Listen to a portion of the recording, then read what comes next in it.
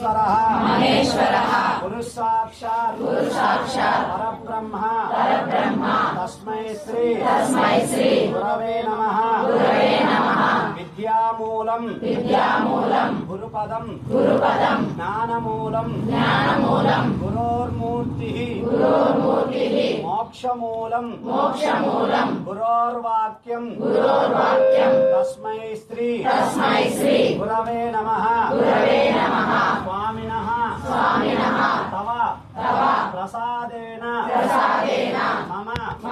इह जन्मनि जन्मांतर कृत कायिक वाचिक मानसिक सांसर्गिक कृत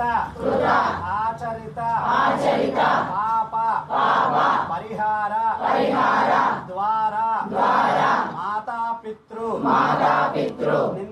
निंदा गुरु निंदा ब्राह्मण निंदा दैव निंदा पर निंदा दोष